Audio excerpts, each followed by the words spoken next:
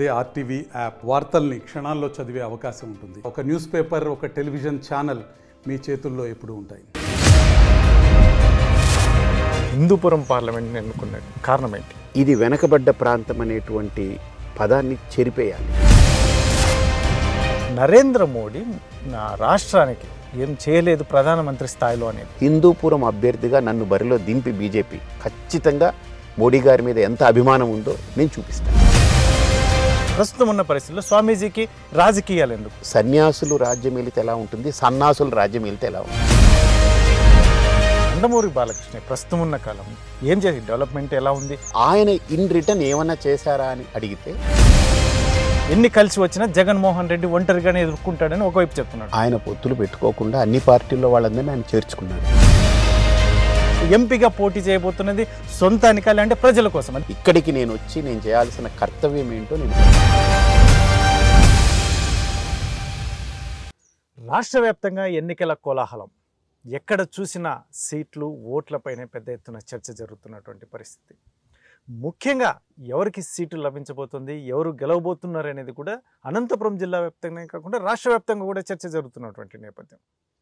ఇటువంటి పరిస్థితుల్లోనే హిందూపురానికి స్వామీజీ రాబోతున్నారు. ఏంటి అసలు స్వామీజీ రావడానికి ప్రధాన కారణం ఏంటి? ఏం చేయబోతున్నారు? స్వామీజీ గారి ఆలోచనలు ఎలా ఉన్నాయి? ముఖ్యంగా హిందూపురం పార్లమెంటు నియోజకవర్గాన్ని ఎంచుకోవడానికి ప్రధాన కారణం ఏంటి? ఇటువంటి అంశాలతో మాట్లాడడానికి స్వామి పరిపూర్ణానంద గారు మనతో ఉన్నారు. ఏం చెప్తారు ఆయన మాటలోనే వినే ప్రయత్నం చేద్దాం. స్వామీజీ నమస్తే. స్వామీజీ నమస్తే. ఏంటి స్వామీజీ మీరు హిందూపురం పార్లమెంట్ని ఎన్నుకున్నట్టు ప్రధాన కారణం ఏంటి?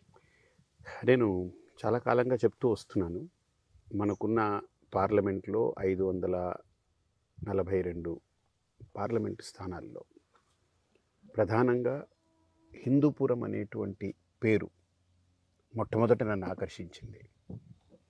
రెండోది, ఇది విజయనగర సామ్రాజ్యానికి రెండవ రాజధానిగా పిలువబడింది. శ్రీకృష్ణదేవరాయల కాలం నుండి 500 సంవత్సరాల చరిత్ర ఉంది దీనికి. సో ఈ నేపథ్యంలో నాకు అనిపించింది హిందూపురము, విజయనగర సామ్రాజ్యము, దీని వెనక ఒక చరిత్ర, ఇవన్నీ ఉన్నాయి. నన్ను అది మోటివేట్ చేసింది, ఇన్స్పైర్ చేసింది. నేనంటూ నిలబడాల్సి వస్తే రాజకీయ ప్రజాక్షేత్రంలో ప్రత్యక్షంగా హిందూపురంలో నా ప్రస్థానం మొదలు పెడతానని అనుకున్నాను. నా మనస్సు కూడా ఎన్నిసార్లు నేను ప్రశ్నించుకున్నా ఎక్కడా దానికి నెగిటివ్గా రాలేదు. తర్వాత వచ్చి చూసిన తర్వాత నాకు అనిపించినటువంటి అంశం ఏంటంటే, ఇక్కడ నేనంటూ ఒక ఎంపీ క్షేత్రంలో బరిలో దిగి నన్ను ప్రజలు అత్యంత ఆప్యాయంగా ఆదరించి గెలిపిస్తే ఇది వెనకబడ్డ ప్రాంతం అనేటువంటి పదాన్ని చెరిపేయాలి. 5 ఏళ్ల పాటు నాకు ఇచ్చిన సమయాన్ని పూర్తిగా దృష్టి పెట్టి నేను దీన్ని ఎలా అభివృద్ధి చేయగలను, ప్రణాళికాబద్ధంగా చేయొచ్చు. ఇక్కడ స్పేస్ ఉంది కాబట్టి ఇవన్నీ కోణాలను ఆలోచించుకుని హిందూపురంలో అడుగుపెట్టడం జరిగింది. సో ప్రధానంగా ఇప్పుడున్న పరిస్థితులు అయితే మీరు బీజేపీ తరఫున పోటీ చేయబోతున్నారు అని చెప్పేసి జిల్లా వ్యాప్తంగా చర్చ జరుగుతుంది. ఇటువంటి పరిస్థితుల్లో మీకు ఇప్పటికే సీట్ కన్ఫర్మ్ అయిందా? అందులో ముఖ్యంగా నరేంద్ర మోడీ నా రాష్ట్రానికి, ఎందుకంటే చాలా క్యాపిటల్ విషయం కావచ్చు, ఇటువంటి అంశాల్లో కొంచెం వ్యతిరేకత ఉంది, ఏం చేయలేదు ప్రధానమంత్రి స్థాయిలో అనేది. దీన్ని ఎలా చూస్తారు మీరు? ఒకవేళ అభ్యర్థిగా పోటీ చేసి గెలుపు ఇటువంటివన్నీ జరిగిన తర్వాత రాష్ట్రానికి సంబంధించి మీరు ఏమి ఇనిషియేట్ తీసుకోబోతున్నారు? మొట్టమొదట నేను హిందూపురం నుంచి బీజేపీ తరపున ఎంపీ అభ్యర్థిగా నాకు అవకాశము పార్టీ కల్పిస్తుంది అని ప్రగాఢమైన విశ్వాసంతో నేను అప్లై చేశాను. నేను దిగుతాను, నేను ఖచ్చితంగా గెలుపొందుతాననే విశ్వాసాన్ని వాళ్ళకి తెలియజేశాను. మొట్టమొదట నా అభ్యర్థిత్వాన్ని వాళ్ళు స్వీకరించారు. వాళ్ళు దాన్ని ఖరారు చేస్తారు, త్వరలో దాన్ని ఖరారు చేస్తారని నేను పూర్తిగా విశ్వసిస్తున్నాను. రెండోది, రాష్ట్రంలో నరేంద్ర మోడీ గారికి వ్యతిరేకత ఉందనేటువంటిది చాలా మీడియా చేసే ప్రచారాలు చాలా ఎక్కువ ఉన్నాయి. ఒకవేళ నరేంద్ర మోడీ గారు అంటే ఇఫ్ గివెన్ ఛాన్స్ అంటే ఆయన ప్రధాని అలా అనుకోవడం కాదు, కానీ ఆయన ముఖ్యమంత్రి అభ్యర్థిత్వాన్ని ఒకసారి ప్రపోజ్ చేయమనండి, మిగతా పార్టీలన్నీ గల్లంతైపోతాయి ఇక్కడ. కాబట్టి అవన్నీ ఎక్కువ హైపు క్రియేట్ చేసుకుని ఎవరి యొక్క వ్యక్తిగత స్వలాభాల కోసం అవతల వాళ్ళ మీద బురద జల్లాలి, వాళ్ళ మీద గుడ్డగాలి చేసేసి వాళ్ళని కాలక్షేపం చేయాలనేటువంటి ఆలోచనలు పక్కకు పెడితే ఈరోజు నరేంద్ర మోడీ అనేటువంటిది ఒక శక్తి, ఒక వ్యక్తి కాదు. రెండోది, అదేమీ రాజకీయ స్వలాభాలతో మాత్రమే పైకొచ్చినటువంటి పార్టీ కాదు, ఒక సిద్ధాంతాలతో ఎదిగినటువంటి పార్టీ. దాని వెనక చాలామంది మేధావులే కాదు, భారతదేశాన్ని ఒక 100 సంవత్సరాలు 500 సంవత్సరాల తర్వాత కూడా ఇలా ఉంటుంది భారతదేశం అని ఒక దార్శనికతతో ఉన్నటువంటి మహానుభావులు నిర్మించినటువంటి పార్టీ అది. వాజ్పేయి గారు లాంటి నేతృత్వంతో నడిచిన పార్టీ అది. ఈరోజు నరేంద్ర మోడీ గారి చూస్తే ఆయనకి బలం తక్కువ అని మనం మాట్లాడుకుంటున్నాం. కానీ ఆయన 2014లో ప్రధానిగా ఆయన ఎంపికైనప్పుడు 270 పైచిలకు ఆయనకి సొంతంగా పార్టీ నిర్మాణం చేసుకునే అవకాశం ప్రజలు ఇచ్చారు. 2019లో ఆయనకి భారతదేశ వ్యాప్తంగా 300 పైచిలకు ఓట్లు వచ్చాయి, స్థానాలు వచ్చాయి. ఇప్పుడు 2024లో మామూలుగా జరుగుతున్నటువంటి అంచనాలు, బయట మాట్లాడుకునే అంచనాలు చూస్తే 350 స్థానాలు పక్కాగా బీజేపీకి వస్తుంది సొంతంగా. ఎన్డీఏ భాగస్వామిగా 400 దాకా వాళ్ళు పూర్తి చేయొచ్చు అనేటువంటిది వస్తుంది. అంటే అంచెలంచెలుగా మోడీ గారు ఎదుగుతున్నారే కానీ ఒక్కసారి ఏదో బుస్సుమని పైకి వచ్చేసి చల్లారిపోయి అలాంటి పరిస్థితి లేదు అక్కడ. అంటే మోడీ గారి మీద యాక్సెప్టెన్సీ అంచెలంచెలుగా పెరుగుతూ వస్తుంది. ఆర్గానిక్ గ్రోత్ అంటాం దాన్ని. సో కాబట్టి మోడీ గారిని ఆంధ్ర రాష్ట్రంలో ఎలా స్వాగతిస్తున్నారు, ఏం చేస్తున్నారు అనేటువంటిది హిందూపురం అభ్యర్థిగా నన్ను బరిలో దింపి బీజేపీ ఒక పరిశీలన చేసుకుంటే ఖచ్చితంగా మోడీ గారి మీద ఎంత అభిమానం ఉందో నేను చూపిస్తాను. అది ప్రధానంగా చర్చ ఉన్నదైతే గతంలో మీరు తెలంగాణలో బీజేపీ తరఫున క్యాన్వాస్ కూడా చేసినటువంటి పరిస్థితి. ఆ తర్వాత స్వామి పరిపూర్ణానంద గారు కనుమరుగైపోయారు.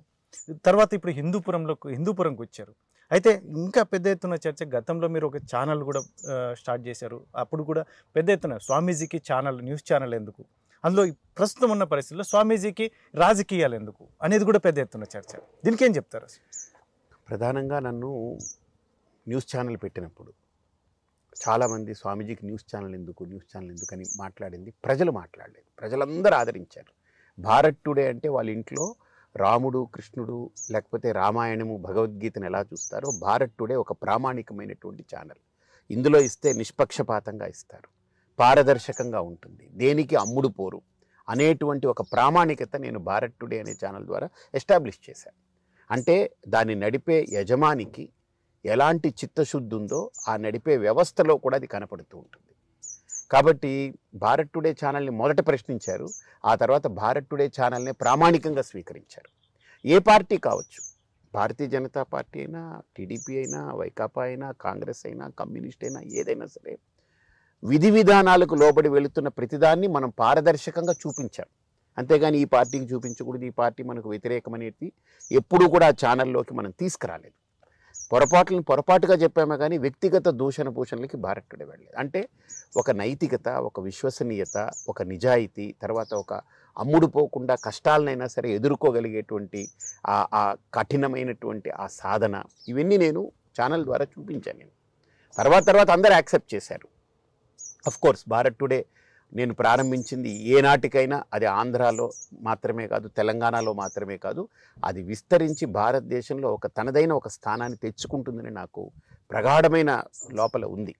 నేను ప్రారంభించింది ఎప్పుడూ అప్రయోజకంగా మారదు. ఖచ్చితంగా నా చేతికున్న మహత్తు నాకు తెలుసు.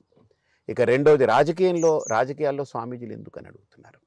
ఈరోజు రాజకీయాల్లో స్వామీజీలు రావడం వల్ల ప్రజలు ఆశించినటువంటి నిజాయితీ, విశ్వసనీయత, పూర్తి సమయం కార్యనిర్వహణలో పూర్తి సమయాన్ని వెచ్చించగలగడం మాకే అవకాశం ఉంటుంది. మాకు నిజాయితీకి లోటు లేదు. ఎందుకంటే మా వెనక ఎవడు వచ్చి మాకు అది కావాలి ఇది కావాలి ఆబతో మమ్మల్ని తరిమేటువంటి సంసారం లేదు, కుటుంబ పక్షాలు లేవు, లేకపోతే బంధువులు బాంధవులు దందాలు ఏం లేవు మాకు. నెంబర్ 2, విశ్వసనీయత. ఒక మాట మేము ఇస్తే దానికి కట్టుబడి నిలబడి ఉండాలి. ఏదో ఓటు కోసమో సీటు కోసమో మాత్రమే కాదు, మనం ఒక మాట ఇస్తే ప్రాణజాయ్ పర్ వచనజాయ్ అనేటువంటి విశ్వసనీయతకి మేము మారుపేరుగా నిలబడగలం. రెండోది, నేను హిందూపురంలో పుట్టలేదు, నాది కాకినాడ కాదు, కానీ ఈరోజు అందరూ కాకినాడ స్వామీజీ అంటున్నారు. అలానే రేపు హిందూపురం స్వామీజీ అనిపించుకుంటాను. ఎందుకంటే నా పూర్తి సమయం పెడతాను ఇక్కడ. నాకు వేరే కుటుంబమో ఎక్కడో వెళ్ళాలి, ఇంటికి వెళ్ళాలి, వాళ్ళని పలకరించాలి, లేదా వాళ్ళు ఇక్కడికి నాకు అవేం లేవు. నాకు అక్కడ ఎంతో ఇక్కడ అంతే, ఇక్కడ ఎంతో ఇంకో చోట అంతే. కాబట్టి ఖచ్చితంగా స్వామీజీ అనేటువంటి ఒక క్యారెక్టర్ ఏదైతే ఉందో రాజకీయంలో పర్ఫెక్ట్గా బిఫిటింగ్ క్యారెక్టర్. ఇప్పుడు సన్యాసులు రాజ్యం వెళితే ఎలా ఉంటుంది, సన్నాసులు రాజ్యం వెళితే ఎలా ఉంటుంది. ఇప్పుడు ఈసారి జరగబోయేటువంటిది ఎన్నికలు సన్యాసి వర్సెస్ సన్నాసి. సన్యాసికి సన్నాసులకి మధ్య పోటీ ఉంటుంది. అంటే ఇంతవరకు ప్రజలు సన్నాసులను ఎంచుకుంటారా, మీరు అంటున్నది ప్రజలు సన్నాసులను ఎంచుకుంటారా, చెప్తున్నది సన్యాసులు ఎంచుకుంటారా, అది వాళ్ళ చాయిస్. సన్నాసులు అని మాట్లాడుతున్నారు మీరు. ఏ రకంగా వాళ్ళు సన్యాసులు ఎందుకు అంటున్నారు కదా, సన్యాసికి సన్నాసికి తేడా ఏంటి నా దృష్టిలో? యావత్తు తేడా. తెలుగులో యావత్తు పెడతాము, యావత్తు తేడా ఉంటుంది. నేను చెప్పాను కదా, నిజాయితీకి, విశ్వసనీయతకు పూర్తి సమయం వెచ్చించి అంకిత భావంతో నిలబడగలిగేది. ఈ మూడు చూపించమనండి. ఈ మూడు ఎవరిలో ఉంటే వాళ్ళని కూడా సన్యాసి అనే అంటాం. ఎందుకంటే అది అన్ని త్యజించిన వాడికే కుదురుతుంది. అంటే ఇప్పుడున్న పరిస్థితులు ఎస్పెషల్లీ స్వామీజీ ఇప్పుడు ఎందుకంటే రాజకీయ నాయకులు చాలా మంది ఇప్పటి వరకు పాలించారు. ఇంకోటి ఎలక్షన్స్ ఎస్పెషల్లీ ఇప్పుడు రానున్న ఎన్నికల్లో పెద్ద ఎత్తున డబ్బు కావచ్చు ఇతరత్ర దమ్ము ఛాలెంజ్ విసురుతా నేను. కులం ఎత్తుకోకుండా, డబ్బు ముట్టుకోకుండా, మద్యం పంచకుండా, బిర్యానీలు పంచకుండా రమ్మనమనండి, నాతో పాటు రోడ్డు ఎక్కమనండి. దమ్ముంటే వాళ్ళకి, దమ్ముంటే రమ్మని. అందుకనే సన్నాసి అంటున్నా నేను. సన్యాసికి ఎదుర్కోగలరా ఇంత మీరు రమ్మని? అరే సన్నాసుల్ని సన్యాసి ఎదుర్కోకపోతే ఈ సమాజం ఓడిపోయినట్టే వాళ్ళ దగ్గర. ఈ సమాజం గెలవాలంటే సన్యాసి గెలవాలి. ఈ సమాజం నిలబడాలంటే, మనుగడ సాధించాలంటే సన్యాసి గెలవాలి, సన్నాసులు కాదు. ఇది నేను చెప్తున్నా. అంటే మీకు ఆ స్పేస్ ఉందంటారు. ఎస్పెషల్లీ భారతీయ జనతా పార్టీలోనే స్వామికి పెద్ద ఎత్తున మద్దతు లేదు. స్పేస్ ఎక్కడ?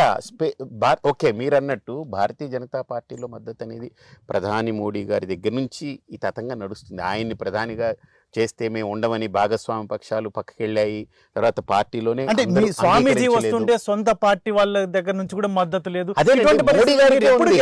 ఎప్పుడు అవన్నీ అయిపోతాయండి. అవన్నీ ఏం కంగారు పడకండి. ఎందుకంటే అవన్నీ తాత్కాలికంగా ప్రతి ఒక్కళ్ళకి ఏదో ఇన్సెక్యూరిటీ ఉంటుంది. ఈయన వస్తే మనం ఏమైపోతాము, ఈయన వస్తే మన మనుగడ ఏమైపోతుందో, ఈయన వస్తే మనం కనుమరుగైపోతాం, ఫీలింగ్స్ ఉంటాయి. కానీ నేను అందరినీ కలుపుకుపోతా. నేను ఎవరి ఉనికిని చెరిపేయడానికి రాలేదు, ప్రతి ఒక్కరి ఉనికిని నిలబెట్టడానికి వస్తున్నా. నా ఉనికి కోసం రావట్లేదు. యాజ్ ఏ స్వామి పరిపూర్ణానందగా దేశ విదేశాలు ఎక్కడికి తిరిగినా స్వామి పరిపూర్ణానందగా నాకున్న మద్దతు నాకుంది, నాకున్న గౌరవం నాకుంది. కానీ నేను ఇందులోకి అడుగుపెట్టింది వాళ్ళ ఉనికి చెరిపేయడానికి కాదు. రాజకీయంలో ఎలా ఉంటుందంటే ఒకడు ఎదిగితే ఇంకొకటి పోవాలని లెక్క. కానీ నా రాజకీయం, నా రాజనీతి నాది, రాజకీయం కాదు. నేను ఎదగడం కాదు, నేను ఆల్రెడీ ఎదుగున్నాను. 10 మందిని పెంచడం కోసం, అరే మీకు ఇంత వాల్యూ ఉంది, మీరు పెరగండి, మీరు ఇలా చేస్తే ప్రజలు మిమ్మల్ని ఆదరిస్తారు, మీరు ఇలా చేస్తే కార్యకర్తలు మిమ్మల్ని గుండెల్లో పెట్టుకుంటారు, మీరు ఇలా చేస్తే మీ పట్ల అడుక్కోనక్కర్లేదు, ఓట్లు మీ వెనక వస్తాయని చూపించడానికి ఒక ఆదర్శప్రాయంగా ఒక మార్గదర్శనం చేయడం కోసంగా నేను అడుగు వేస్తున్నాను నేను అనుకుంటున్నా. నేను రావడం వల్ల హిందూపురంలో ఎవరైతే నాయకులు ఉన్నారో బీసీ, ఎస్సీ, ఎస్టీ ఈ ప్రాంతాల్లో, ఈ వర్గాల్లో వాళ్ళు కూడా మంచి నాయకులు ఉన్నారు. వాళ్ళు బయటికి రాలేకపోతున్నారు. కారణం ఏదో నిరుత్సాహం, ఏదో ఒక నిస్త్రాణత, ఏదో ఒక నిర్లిప్తత. అది పోగొట్టాలి. ఇక్కడ నాయకులు ఉత్పత్తి అవ్వాలి. మళ్ళీ పరిపూర్ణానంద హిందూపురంలో అనుకున్నవన్నీ సాధిస్తే నాకు అమలాపురం ఉంటుంది, లేదా ఇంకో పురం ఉంటుంది. నాకు రకరకాల ఏం సాధించబోతున్నారు స్వామి పరిపూర్ణానంద? ఏకంగా సొంతానికి సాధించబోతున్నారా? ముఖ్యంగా ఎంపీగా పోటీ చేయబోతున్నది సొంతానికి అంటే ప్రజల కోసం? అదే ఏది స్ట్రైట్గా ఏం చెప్తారు అసలు? స్వామి పరిపూర్ణానంద ఎంపీగా పోటీ చేస్తే ఖచ్చితంగా స్వతహాగా నేను గెలిచి రావాలి. దానికి ప్రయత్నం చేయాలి. మొట్టమొదటిది ఎందుకు గెలవాలి, ఇక్కడ ఎందుకు ఎంపీగా పోటీ చేయాలనుకుంటున్నాను, ఎందుకు ఈ 2 నెలల్లో 3 నెలల్లో వచ్చి అకుంఠిత ఒక దీక్ష పెట్టుకుని ఇక్కడ కష్టపడాలనుకుంటున్నాను. ఇదే కష్టం నేను ఒక యాగం చేశాను, మహాశక్తి యాగమని. అన్నాహారాలు మానేసి కూర్చున్నాను, అది అద్భుతంగా జరిగింది. అలాంటివే చేసుకోవచ్చు కదా. కానీ నేను దీన్ని ఒక మహాయాగంగా భావిస్తున్నాను.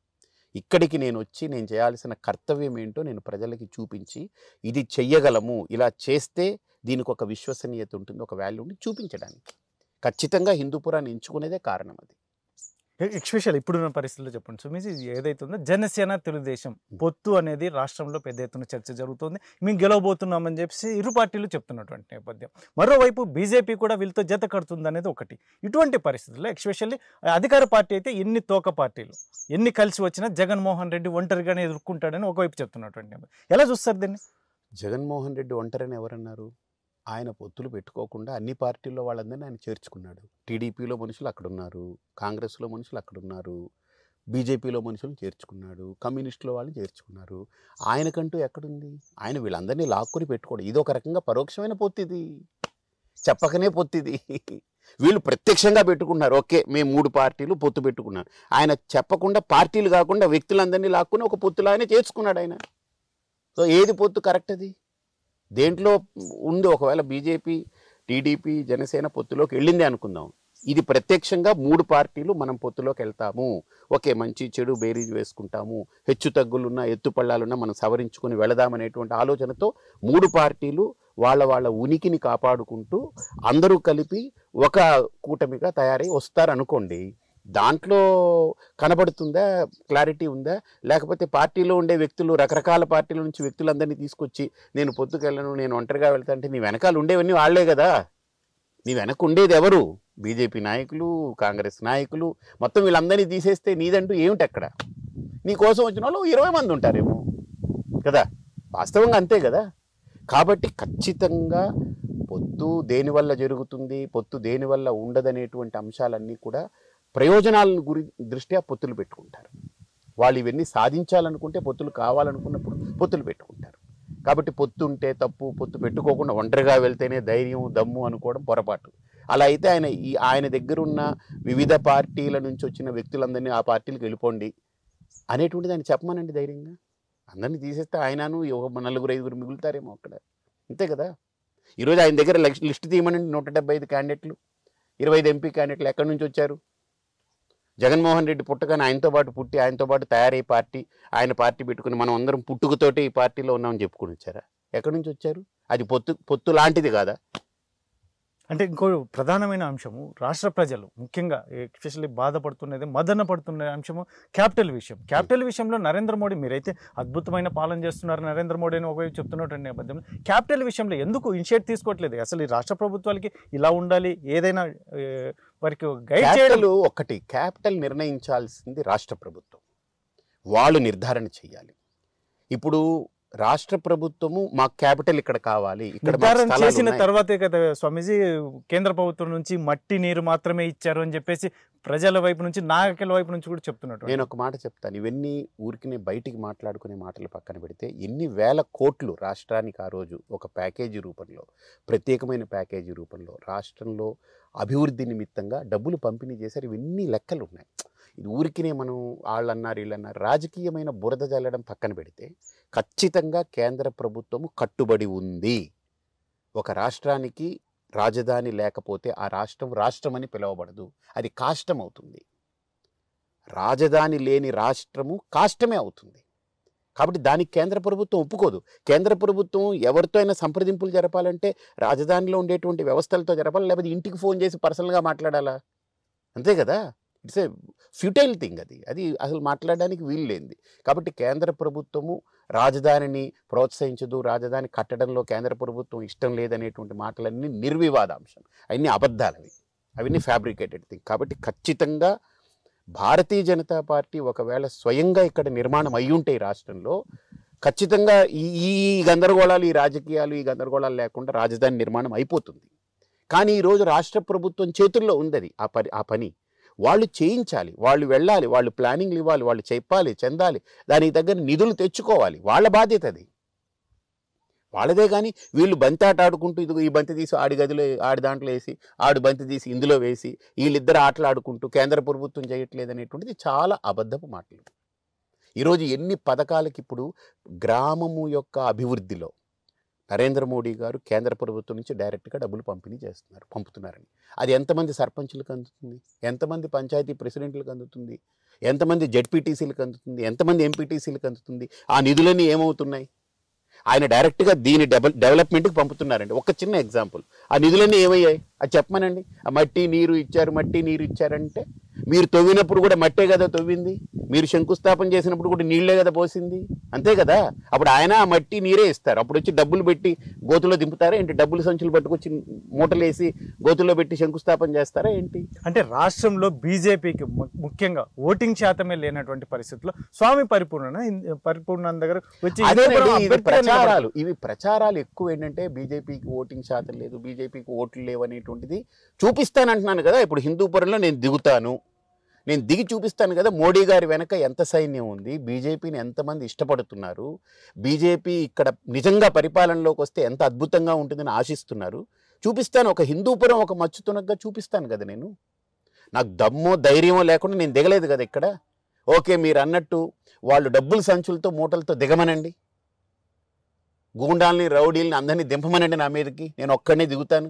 ఇప్పుడు ఆయన అంటున్నాడు కదా ఇవన్నీ పొత్తులు గుంపులని, నేను అంటున్నా జగన్ ఎంతమందిని లేకపోతే చంద్రబాబును అలా అన్ని పార్టీని దింపేయమనండి, నా మీద డబ్బులు కుమ్మరించమనండి, మద్యం ఏరులై పార్చమనండి, నేను ఒంటరిగానే వెళతా. నాద్దమ్మా ఆళద్దమ్మా? ఇక్కడ నాయకులు ఎవరైనా సరే మాకు ఆళ్ళున్నారు ఇళ్ళున్నారు అంటారు, అక్కర్లేదు, నేను దిగుతున్నా నా తరపు నుంచి, వాళ్ళు మాట్లాడమనండి, స్పష్టంగా మాట్లాడమనండి. అంటే ఎంతమంది వచ్చినా మీరు స్వామి పరిపూర్ణంద ఒంటరిగానే ఎదుర్కొంటారా ఏ అంశమైనా? ఎందుకంటే రాయలసీమ అంటేనే మీకు తెలియంది కాదు, ఇటువంటి పరిస్థితుల్లో. లేదండి, రాయలసీమ అంటే నాకు చాలా గౌరవం ఉందండి. దాన్ని అలాగే సినిమాల్లో చూపించి లేదా ఎక్కడో ప్రతి చోట ఉంటుందండి, ఎక్కడ లేదు ప్రతి చోట ఉంటుంది. అలాగని రాయలసీమ అంటే ఇలా అంటే నన్ను గుండెల్లో పెట్టుకుని చూస్తున్నారు. ఇక్కడ నేను వస్తే ఒక రాముడు కదిలి వస్తున్నాడా, ఒక కృష్ణుడు కదిలి వచ్చాడా, ఒక దేవుడు వచ్చాడు మా దగ్గరికి అన్న భావంతో ఉన్నారు. అంటే దేవుణ్ణి చూస్తే అవతల వాడికి దండం పెట్ట బుద్ధి అవుద్ది, దయ్యాన్ని చూస్తే అవతల వాడికి 4 బాంబులు వేసి ఆయన చంపుదామని అనిపిస్తుంది. అది రాయలసీమలో ఉండే నైజం. అది నన్ను దేవుడిగా ఆరాధిస్తున్నారు అనుకోండి, నాలో ఉండే లక్షణాన్ని వాళ్ళు గౌరవిస్తున్నారు. నాలో దెయ్యం ఉంటే వాళ్ళు బాంబులు వేసి చంపాలని చూస్తారు, అంతే. వాళ్ళకి భయం కదా. కాబట్టి రాయలసీమ అంటే బాంబులు వేస్తారు, కత్తులు వేసుకుని సినిమాలు చూసి మనం మాట్లాడదు. ఇక్కడికి వస్తే వాస్తవ పరిస్థితులు తెలుస్తుంది. ఇక్కడ మోటగా ఉన్న వాళ్ళ మనస్తత్వం, వాళ్ళ యొక్క నిజాయితీ చాలా ఒక స్థితిలో ఉంటుంది. మీరు హిందూపురం పార్లమెంట్ అభ్యర్థి ఒకవేళ గెలుపు పొందితే నరేంద్ర మోడీ ఒకవేళ కాదు గెలుపు పొందుతాను, నరేంద్ర మోడీ గారి దగ్గర మీరు డైరెక్ట్గా మాట్లాడి ఈ ప్రాంతం కోసం ఏదైనా గట్టి ప్రయత్నం చేసే అవకాశం ఉంటుందా? ఆ స్పేస్ ఉంటుందా? నేను గెలుపొందడము అని అంటే నేను గెలుపొందుతాను, అది మోడీ గారి విజయం. మోడీ గారి యొక్క విజయంగానే నేను తీసుకెళ్ళి చెప్తాను, ఇది మీరు గెలిచారు, అక్కడ మీరు గెలిచిన చోట్లో మీ యొక్క దృష్టి ఉండాలి, ఇదిగో ఇవన్నీ చేయాలని ప్రణాళికలు వారి దగ్గర స్పష్టంగా చెప్తే మోడీ అనే పర్సన్ డెవలప్మెంట్కి అద్భుతమైన బాట వేయాలనుకునే ఒక నిరంతరమైన శ్రామికుడు, నిరంతర శ్రామికుడు మోడీ. అంతేగాని ఏదో తీసుకెళ్ళి 4 ఓట్ల కోసం వీడికి డబ్బు పడేద్దాం, వాడికి అది పడేద్దాం, వాడికి ఇలా చేద్దాం, వాడిని తాపించేసి పడుకోబెడతాం మత్తులో అనే వ్యక్తి కాడాయన. అభివృద్ధి కోసం నిరంతరం ఆలోచించేటువంటి ఒక కృషివలుడు ఆయన. కాబట్టి ఖచ్చితంగా మోడీ గారిని మీరు ఎప్పుడు అలా తక్కువ అంచనా వేయకండి, మోడీ గారిని మీరు ఎప్పుడు తక్కువ అంచనా వేయకండి. ఆయన ఇక్కడ అభివృద్ధి ఇప్పుడు ఇక్కడ ఎవరండి చేశారు? నాసిము ఆయన ఓపెన్ చేశారు, మరి ఆయన టెన్యూర్లోనే కదా జరిగింది, ఇదే హిందూపుర క్షేత్రంలోనే కదా జరిగింది, ఎంపీ క్షేత్రంలో. మరి అంత వ్యవస్థ వచ్చింది కదా. ఈరోజు కియా పరిస్థితి ఏంటి? ఈ రాష్ట్రంలో డెవలప్ అయినటువంటి కియా పరిస్థితి ఇంకొక 5-6 ఏళ్ళు పోతే మేము మొత్తం అన్ని స్క్రూలు బోల్ట్ అన్ని ఇప్పేసుకుపోతామన్న పరిస్థితిలోకి తయారు చేసి పెట్టారు. ఇక్కడ ఎవరు చేశారు అది? ఆ పని మోడీ గారు చేశారు. ఆ పని ఇంకా మోడీ గారి భయంతో కియా అనే కంపెనీ ఇంకా పాపం ఇక్కడ బతికి బట్టగడతా ఉంది. కాదని చెప్పమనండి. ఇక్కడ నాయకులు ఏ రకమైన పరిస్థితి తీసుకొచ్చారు దాన్ని? అభివృద్ధి ఏం చేశారు వీళ్ళందరూ మాట్లాడుతూ? ఇక్కడ ఇంతవరకు ఎంపీలు వచ్చారు కదా అన్ని పార్టీల నుంచి, ఏం చేశారు? ఇప్పుడు స్వామి పరిపూర్ణానందని గెలిపించమనండి ఎంపీగా, ఏం జరుగుతుందో? 75 ఏళ్ల వీళ్ళ యొక్క ప్రస్థానం, 5 ఏళ్ల నా ప్రస్థానం, నేను 2 బేరీజ్ వేసి చూపిస్తాను మీకు. అందుకనే అంటున్నా, సన్యాసి వర్సెస్ సన్నాసి, దట్స్ ఇట్. డైరెక్ట్గా చెప్తున్నా, నేను ఓపెన్గా చెప్తున్నా. వాళ్ళని సన్నాసి అని ఎందుకు అన్నానంటే వాళ్ళు నేరుగా నాతో వచ్చి మాట్లాడి డిస్కస్ చేద్దాం, డిబేట్ చేద్దాం, రమ్మనమనండి ఎవరినైనా. పాయింట్ ఆఫ్ పాయింట్ మనం ఆర్డర్ చేస్తాం, మనం డిస్కస్ చేద్దాం. ఎక్కడ ఫెయిల్యూర్ ఉంది సిస్టంలో, ఎక్కడ డిఫెక్ట్ ఉంది సిస్టంలో, దాని మీద మాట్లాడదాం మనం. దాని స్పష్టత మనకు ఉండాలంతే, దట్స్ ఇట్. ఈరోజు రోడ్లు ఎక్కితే గోలగోల చేస్తున్నారు ఏపీలో. ఈ రోడ్లు నడ్డి విరిగిపోతున్నాయి ఒక్కొక్కడికి. ఇంటికి వెళ్ళేటప్పటికి శవం కంటే దారుణంగా పీల్చి పిప్పి చేసి కింద పడేసినట్టు అయిపోతున్నారు రోడ్ల మీద ప్రయాణాలు చేసి. ఇదే డెవలప్మెంట్ అంటే, ఇదే అభివృద్ధి అంటే? అలా కాదు. సినిమా డైలాగులు వేరు, వాస్తవంగా మనం మాట్లాడుకునేది వేరు. సినిమాలో డైలాగులు అద్భుతంగా ఉంటాయి, అవి ఆ టైంకి 2 గంటలు ఆడు వేలేసుకుని చప్పట్లు కొట్టి చేయడానికి ఉంటుంది. కానీ ఇది మన జీవితాలు, ఇవి సినిమా కాదు, ఇది మన జీవితం. కాబట్టి జీవితాన్ని వాస్తవంగా కళ్ళకు కట్టి చూపించగలిగే నాయకుడు కావాలి, దాన్ని నడిపే నాయకుడు కావాలి. వైసీపీ అభ్యర్థి ఎంపీ అభ్యర్థిగా శాంతమ్మ, ఎందుకంటే గతంలో మీ బీజేపీ పక్క రాష్ట్రంలో పనిచేసినటువంటి శాంతమ్మ పోటీ చేయబోతున్నారు. అందులోనూ ముఖ్యంగా నందమూరి బాలకృష్ణ కూడా అక్కడ హిందూపురం ఎమ్మెల్యే అభ్యర్థిగా కూడా కొనసాగుతున్నారు. వీళ్ళని ఎలా చూస్తారు? అసలు మీరు ఒక ఎంపీ అభ్యర్థిగా పోటీ చేయబోతున్నారని చెప్తున్నటువంటి నేపథ్యంలో వీళ్ళని ఎలా చూస్తారు? ఖచ్చితంగా శాంతమ్మ గారి గురించి నేను ఈ మధ్య చదవడం జరిగింది. అంటే నాకు ఎవరెవరు నేను ఎదుర్కోవాలి, ఏ రకంగా అనేది ఆలోచిస్తాం కదా, ప్లానింగ్ ఉంటుంది. దాంట్లో చూశాను ఆవిడ బీజేపీ ఎంపీగా చేసినట్టుగా నేను విన్నాను. బళ్ళారి ఆ ప్రాంతంలో శ్రీరాములు గారికి కూడా ఏదో బంధుత్వం ఉందని. As a lady she is good, మంచి ఇదే. కానీ నా క్వశ్చన్స్ ఏంటంటే ఆవిడ బీజేపీ ఎంపీగా ఉండి వైకాపాలోకి రావడంలో నాకు ఒక 4 ప్రశ్నలు ఉన్నాయి. అంటే మోడీ గారి కంటే జగన్ గారు చాలా విశ్వసనీయుడు, చాలా నీతిమంతుడు, నిజాయితీపరుడు, ఒక్క రూపాయి కూడా జీవితంలో ఎవరికి మోసం చేయలేదు, తను ఏ రకంగానూ అన్యాయం చేయలేదు అని ఆవిడ నమ్మి బీజేపీ నుంచి వైకాపాలోకి వచ్చారా? నాకంటే కొన్ని క్వశ్చన్లు ఉన్నాయి. రెండో ప్రశ్న, భారతదేశాన్ని ప్రధానమంత్రి ప్రపంచంలో ఉండే అన్ని దేశాల మధ్యలో నిలబెట్టి నా దేశం ఇదని గర్వంగా తలెత్తుకునేలా చేశారనేది అందరికీ తెలుసు. మరి ఆంధ్ర రాష్ట్రాన్ని ఆ రకంగా నిలబెట్టారు అని ఏమన్నా మోడీ గారి కంటే ఈయనైతేనే అద్భుతంగా చేయగలరు, రేపు ఈయనకి దేశం ఇస్తే దేశాన్ని ఇంతకంటే కూడా మోడీ గారి కంటే బాగా చేయగలను నమ్మి బీజేపీ వదిలి ఇందులో వచ్చారా? నెంబర్ 3, బీజేపీ సిద్ధాంతాలు అంత నచ్చలేదు నాకు, వైకాపాలోనే సిద్ధాంతాలు ఉన్నాయి అని ఏమైనా సిద్ధాంతాన్ని విభేదించి ఈ సిద్ధాంతమే గొప్పదనుకుని ఆవిడ దాన్ని వదిలేసి ఇక్కడికి వచ్చారా? నెంబర్ 3. నెంబర్ 4, బీజేపీ అనేటువంటిది ఆవిడ ఏదైతే ఒక ఎంపీగా అక్కడ నిలబడి పోటీ చేశారో బళ్ళారిలో, ఇప్పుడు ఇక్కడ హిందూపురంలో ఆవిడ ఎంపీగా బీజేపీ అభ్యర్థిగా ఇక్కడ పోటీ చేస్తున్నప్పుడు ఖచ్చితంగా బళ్ళారిలో నేను చాలా డెవలప్ చేశాను, లేదా అక్కడ బీజేపీ వల్ల నేను డెవలప్ చేయలేకపోయాను, బీజేపీ నేను అభివృద్ధి చేయాలనుకున్న దానికి అడ్డుపడింది, నాకు బీజేపీ అడుగడుగున ఆటంకపడింది, కాబట్టి నేను అది వదిలేసి ఇక్కడికి వచ్చి దీన్ని అభివృద్ధి చేయాలంటే నేను వైకాపాలో ఉంటేనే నేను అభివృద్ధి చేయగలను అనేటువంటి భావనతో ఆవిడ ఇందులోకి అడుగు పెట్టారా? ఏ భావాలు ఇందులో కరెక్ట్? ఇవి ప్రశ్నలు ఉన్నాయి నా మదిలో మిదిలాయి. ఇప్పుడు అదే వైకాపా నుంచి ఒక క్యాండిడేట్ ఇక్కడ వచ్చారనుకోండి వేరే, బీజేపీ నుంచి ఒక క్యాండిడేట్ వైకాపాలోకి వస్తే జనరల్లీ బీజేపీ నుంచి ఎవరు పార్టీలు మారే దాఖలాలు కనపడలేదు నాకు ఇప్పుడు. అంటే వాళ్ళు సిద్ధాంతాలకి వాళ్ళ ఒక విధి విధానాలకు కట్టుబడి ఉన్న వాళ్ళే బీజేపీలో ఎదిగారు. ఇప్పుడు నేనైనా స్వామి పరిపూర్ణానంద అయినా టికెట్ నాకు ఇవ్వాలి, నేను నిలబడాలి, నేను చేయాలని ఒక తపన పడుతున్నాను. ఇవ్వకపోయినంత మాత్రం రేపు వేరే పార్టీ నాకు టికెట్ ఇస్తుంటే నేను వెళ్ళను. నా సిద్ధాంతం దీంతో ముడిపడింది. నా ప్రాణం ఉన్నంత వరకు ఈ సిద్ధాంతం, లేదా నేను సొంతంగా ఏదైనా ప్రయత్నం చేసుకుంటే చేస్తాను తప్ప ఇంకో పార్టీలోకి వెళ్ళి ఇమడలేను నేను. ఎందుకంటే ఆ సిద్ధాంతాలు లేవు అక్కడ, నా భావజాలాలు లేవు. అది ఎంత పెద్ద పార్టీయే కావచ్చు, దానికి నన్ను గెలిపించుకుంటా అని ప్రమాణాలే చేయొచ్చు కాక నేను దానికోసం వెళ్ళలేను నేను. మరి అలాంటిది నాకు శాంతమ్మ విషయంలో ఒక లేడీ అయి ఉండి ఆవిడ నిజంగా ఆ బీజేపీని వదిలి రావడం అని అంటే దాని వెనక ఏమిటనేది ఇన్ని ప్రశ్నలు నాకు కలుగుతున్నాయి. కాబట్టి ఇది ఇట్స్ ఆల్ డిఫరెంట్ థింగ్. గతం నుంచి అదే హిందూపురం అంటే నందమూరిపురంగా కూడా పిలుచుకుంటారు ఇక్కడ ప్రాంతం. ఇటువంటి పరిస్థితుల్లో ఈ నందమూరి బాలకృష్ణ ప్రస్తుతం ఉన్న కాలం ఏం చేసి డెవలప్మెంట్ ఎలా ఉంది, దాని మీద మీకు ఎంత మేరకు? నేను కూడా విన్నాను ఇలాగా బాలకృష్ణ గారు వచ్చారు ఇక్కడ గెలిపించారు కదా, ఏం చేశారని కొంతమందిని టచ్ చేస్తే వాటర్ విషయంలో కొద్దిగా హిందూపురం ఆయన పరిధిలో, ఆయన ఎమ్మెల్యే పరిధిలో ఇక్కడ చూస్తే లాస్ట్ టైం ఆ గాలిలో అందరూ ఓడిపోయినా ఒక బాలకృష్ణ గారు గెలిచారు. సో అది ఒక నమ్మకం, ఆ కుటుంబం మీద ఒక నమ్మకం, ఒక గౌరవం ఉంది అక్కడ జనాలకి, అది కనపడుతుంది అక్కడ స్పష్టంగా. ఈ నేపథ్యంలో ఆయన ఇన్ రిటర్న్ ఏమైనా చేశారా అని అడిగితే ఒక వాటర్ ప్రాబ్లమ్స్లో కానీ వాటర్ సమస్యలని కానీ కొన్ని సమస్యలని ఆయన తీర్చగలిగారు, ఆయన దృష్టి పెట్టారనేటువంటిది చెప్పారు. So I felt it is good, at least ఆయన అటెంప్ట్స్ అన్నీ జరిగాయి అక్కడ. కాబట్టి నా అభిప్రాయం ఏంటనంటే సన్యాసి రాజకీయం ఎందుకు అన్నారు కదా, ఒక సన్యాసి పుట్టపర్తిలో ఆశ్రమం పెట్టి మొత్తం అనంతపురం డ్రాట్ ఏరియాలో నీళ్లు దక్కక చచ్చిపోయే పరిస్థితి, ఆయన మహానుభావుడు లేకపోయింటే ఈరోజు నీళ్ళు అనేది లేదు, వాటర్ ప్రాజెక్ట్. ఈ గవర్నమెంట్లో ఉన్నటువంటి వాళ్ళందరూ ఏం పీకారు, అప్పుడు ఏం చేశారు? ఒక సన్యాసి నీళ్ళు ఇవ్వగలిగింది, ఒక సన్యాసి రాజకీయంలో వస్తే పాలు చేసి పెడతారు, దీనంతా క్షీరధారలు చేసి పెట్టగలరు కదా, అంతే కదా. మరి ఎందుకు దాన్ని యాక్సెప్ట్ చేయలేరు? చేసి తీరాలి ఖచ్చితంగా, సమయం వచ్చింది. ఇప్పుడు ప్రజలు కూడా కళ్ళు తెరుస్తున్నారు. ఇప్పుడు అరే మనం ఈ నాయకులు అమ్ముడు పోయి లేదా వాళ్ళకేదో వాళ్ళ స్వార్థం కోసం వాళ్ళు పోగేసుకుని రావాల్సినటువంటి పరిస్థితుల్లో మనం ఈరోజు ఇమిడిపోయి ఉన్నాం. మనం దీని నుంచి బయటికి రావాలనే అవగాహన కూడా పబ్లిక్లో కలుగుతూ ఉంది. దానికి నరేంద్ర మోడీ గారు, ఆదిత్యనాథ్ యోగి గారు ఇలాంటి వాళ్ళందరూ వచ్చి ఉపమానాలు నిలబెడుతున్నారు ఎదురుగుండా. ఖచ్చితంగా పబ్లిక్ ఎదురుగుండా ఒక ఎగ్జాంపుల్స్ నిలబెడుతున్నారు వాళ్ళు. దాన్ని ఆసరాగా తీసుకుని, దాన్ని మనము ఇన్స్పిరేషన్గా తీసుకుని ప్రతి రాష్ట్రంలో అలాంటి మూమెంట్ బయలుదేరితే ఖచ్చితంగా నాయకులకి సమర్థవంతమైనటువంటి నాయకత్వాన్ని నూరిపోయగలిగేటువంటి వ్యవస్థలు రావాలి. అది ఉందని నేను అనుకుంటున్నాను.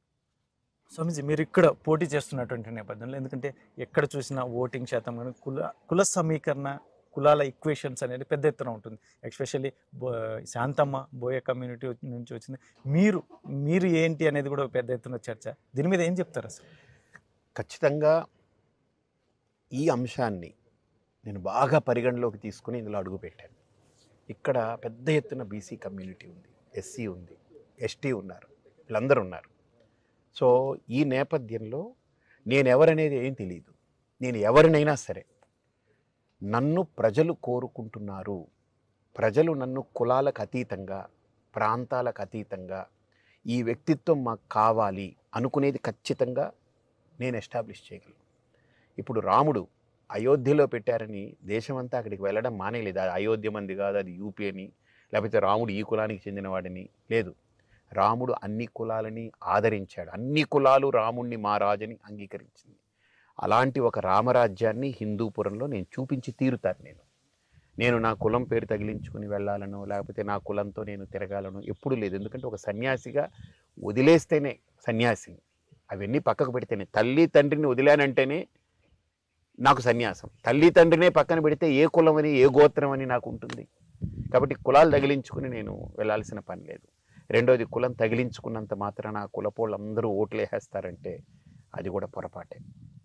అలా అయితే ఎక్కడైనా సరే ఇప్పుడు ఒక రెడ్డి నిలబడితే అక్కడ ఒక 10,000 ఓట్లు రెడ్డిది ఉందంటే మిగతా 90,000 ఓట్లు మిగతా కులాలది అయితే రెడ్డి వరకే రెడ్డికి వేయాలనుకుంటే అక్కడ ఎవడు గెలవడు, రెడ్డి ఎవరు గెలవడు. అలా కాదు. ఖచ్చితంగా వ్యక్తిత్వాన్ని చూస్తారు, వ్యక్తిత్వం వెనక ఉన్నటువంటి వ్యవస్థని చూస్తారు, ఆ వ్యవస్థకి ఉన్నటువంటి అధిపతిని చూస్తారు. ఇప్పుడు కాబట్టి నా వెనక భారతీయ జనతా పార్టీ వెనక ఉన్నటువంటి నరేంద్ర మోడీ అనేది ఆయన సాధించినటువంటి ఘనత ప్రతి వ్యక్తికి తెలుసు. అది నేను జస్ట్ టచ్ చేస్తే చాలు. ఇప్పుడు నాకు ఆ నమ్మకం ఉంది. ఫైనల్గా చెప్పండి, ఏం చెప్తారు ముఖ్యంగా? ఎందుకంటే ఇంత షార్ట్ టర్మ్లో స్వామి పరిపూర్ణానంద వచ్చి ఇక్కడ మొత్తం యాక్టివిటీస్ చేయబోతున్నారు, తన టీం కూడా గ్రౌండ్ లెవెల్లో తిరగబోతుంది. ఇటువంటి పరిస్థితుల్లో ఇంత షార్ట్ టర్మ్లో స్వామి పరిపూర్ణానంద విజయం అనేది మీరైతే ధీమా వ్యక్తం చేస్తున్న ఖచ్చితంగా గెలవబోతున్నారని, మరి ఎలా ఉంటుంది ఫైనల్గా ఇప్పుడున్న పరిస్థితుల్లో ఏం చెప్తారు? ఎందుకంటే 3 పార్టీలు ఒకవైపు, సింగిల్ పార్టీ ఒకవైపు అనేది ఒక నేను ఇందాకనే చెప్పాను, సింగిల్ ఇవన్నీ సినిమా డైలాగులు అక్కర్లేదు. కానీ ఆయన సింగిల్ అంటే ఆయన సొంతంగా ఒక పార్టీ పుట్టించుకుని ప్రజల్ని దాంట్లో నాయకుల్ని చేసి తీర్చిదిద్ది తీసుకొస్తే అది ఆయన పార్టీ. అన్ని పార్టీల్లో మనుషుల్ని తీసుకొచ్చుకుని అది ఒక రకమైన అది ఇల్లీగల్ పొత్తు లాంటిది.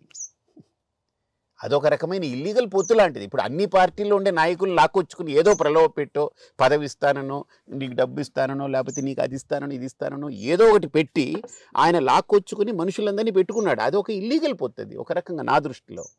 ఇప్పుడు భారతీయ జనతా పార్టీ ఉందండి, పరిపూర్ణాన్ని ఎక్కడి నుంచో తెచ్చుకోలేదు. వాళ్ళ సిద్ధాంతాల నుంచి పుట్టుకొచ్చిన వ్యక్తిగా నేను నిలబడుతున్నాను, అంతే కదా. అలాగ భారతీయ జనతా పార్టీలో రేపు ఒక ఎమ్మెల్యేలను ఇంకొకళ్ళు పెట్టుకుంటే ఆ రకంగా మనం ఆలోచిస్తాము, పెట్టుకుంటాం. లేదు బయట పార్టీ వాళ్ళు సిద్ధాంతాలు నచ్చి వచ్చారనుకోండి, అది వేరే విషయం కదా. అలాగని మేము ఇప్పుడు ఇంకొకళ్ళు పొత్తు పెట్టుకున్నారంటే వీళ్ళు పొత్తులు పెట్టుకుంటారు, మేము సింగిల్గా, అవన్నీ విర్రవీగా అవసరం లేదు. అది ఎప్పుడు విర్రవీగాలంటే నువ్వే స్వతహాగా నీ నాయకుల్ని నువ్వు ఉత్పత్తి చేసుకుని, వాళ్ళకి ఏ పార్టీలతో సంబంధం లేదు, నా ద్వారా పెరిగారు, నా స్కూల్లో పెరిగారు, నా స్కూల్ ఆఫ్ థాట్లో వీళ్ళు డెవలప్ అయ్యారు, నేను వీళ్ళని డిసిప్లైన్డ్గా ఇలా పెంచాను, ఇలా చేశాను, ఏ పార్టీ నుంచి నేను తెచ్చుకోలేదు అని నీకు పక్కాగా నీకు కాన్ఫిడెన్స్ ఉంటే అప్పుడు నువ్వు సింగిల్ అని చెప్పుకోవాలి. నువ్వే అన్ని షాపుల్లో నుంచి అన్ని దుకాణాల నుంచి తెచ్చుకుని ఆ టొమాటోలు, వంకాయలు అవి ఇవి తెచ్చుకుని. ఇప్పుడు ఇంకో విచిత్రం ఏంటి తెలుసా, అంటే నేను ఇక్కడ అన్ని గమనించిన తర్వాత చెప్పేది, ఇక్కడ పనికిరాని ఎమ్మెల్యేని తీసుకెళ్ళి అక్కడ ఎంపీగా పెడుతున్నారు, అక్కడ పనికిరాని ఎంపీని తీసుకొచ్చి ఇక్కడ ఎమ్మెల్యేగా పెడుతున్నారు. అంటే ఈయన దగ్గర పనికిరాని వాళ్ళు అటు ఇటు మార్చడమే తప్ప, ఇటు పనికిరాదు కాబట్టి అక్కడ వేస్తాం, అక్కడ పనికిరాదు కాబట్టి ఇక్కడ వేస్తాము, ఆ ఊర్లో పనికిరాని ఇక్కడ వేస్తాము. ఈ ఏ ఆలోచన, పనికిరాంది ఎక్కడైనా పనికిరాదు, చెత్త ఎక్కడైనా చెత్తే. ఈ చెత్తను తీసుకెళ్ళి ఇంకో దగ్గర విత్తితే అక్కడ చెత్తే పుడుతుంది మళ్ళీ. కాబట్టి ఈ భావదారిద్ర్యం నుంచి ముందు బయటికి రావాలి వీళ్ళు, ఎస్పెషల్లీ ఈ పార్టీ ఈ భావదారిద్ర్యం నుంచి ముందు బయటికి రావాలి. తర్వాత పొత్తులు ఉన్నాయా లేవా పక్కన పెట్టండి. పొత్తు లేకపోయినా భారతీయ జనతా పార్టీ తరపున నేను హిందూపురం అభ్యర్థిగా నిలబడతాను. ఒకవేళ పొత్తు లేకపోతే 2 ప్రధానమైన పార్టీల్ని వాళ్ళు ఎన్ని చేసినా నేను ఢీ కొట్టడానికి ఒంటరిగా నేను ఏ వీధి వాడను, ఒక సన్యాసిగా ప్రజల్లోకి వెళ్తాను, చూపిస్తాను. ఇది స్వామి పరిపూర్ణానంద గారు చెప్తున్నటువంటి విషయం. మొత్తం మీద అయితే మాత్రం నరేంద్ర మోడీ నేతృత్వంలో ముఖ్యంగా ఆయన ఒక అద్భుతమైన వ్యక్తి. ఇటువంటి పరిస్థితుల్లోనే ఖచ్చితంగా నేను హిందూపురం పార్లమెంట్ అభ్యర్థిగా బీజేపీ అభ్యర్థిగా పోటీల్లో ఉండబోతున్నాను, ఖచ్చితంగా గెలిచి కూడా చూపించబోతున్నానని చెప్పేసి స్వామి పరిపూర్ణానంద ధీమా వ్యక్తం చేస్తున్నటువంటి నేపథ్యం. ప్రస్తుతం ఉన్న కాలంలో ఏ పార్టీలు ఎవరు వచ్చినా ఎంతమంది వచ్చినా మాత్రం ఖచ్చితంగా నేను ఎందుకంటే గెలుపుపై ధీమా, ఇక్కడి ప్రాంత ప్రజలు నన్ను రిసీవ్ చేసుకుంటున్నటువంటి పరిస్థితులు, ఎందుకంటే నన్ను ఒక అద్భుతమైన వ్యక్తిగా చూస్తున్నటువంటి నేపథ్యంలో ఖచ్చితంగా రానున్న ఎన్నికల్లో ఎన్ని అవాంతరాలు ఎదురైనప్పటికీ ఖచ్చితంగా గెలిచి ఇక్కడి ప్రాంతం ముఖ్యంగా ఇక్కడి ప్రాంత పరిస్థితుల గురించి నరేంద్ర మోడీ వరకు నేను తీసుకెళ్ళడానికి నాకు అవకాశం ఉన్నటువంటి నేపథ్యంలో ఈ ప్రాంత ప్రజలను కూడా నన్ను గెలిపించమని కూడా చెప్తున్నటువంటి నేపథ్యంలో ఖచ్చితంగా ఈ గెలుపు అనేది మాత్రం ఖచ్చితంగా ఇదే అనివార్యమైపోయింది. నేను గెలవబోతున్నానని చెప్పి ధీమా వ్యక్తం చేస్తున్నటువంటి నేపథ్యంలో మరొక వైపు ఎన్ని పార్టీలు ముఖ్యంగా తోక పార్టీలు లేకుంటే ఇన్ని పార్టీలు మాట్లాడినా కూడా ఏమి చెప్పినా, ఎందుకంటే డబ్బు విషయం దగ్గర నుంచి ఎన్నికల్లో ఎటువంటి అంశాల జోలికి వెళ్లకుండా ఖచ్చితంగా విజయం అయితే మాత్రం నేను చూపించబోతున్నానని చెప్పేసి ఒక ధీమా వ్యక్తం చేస్తున్నటువంటి పరిస్థితి.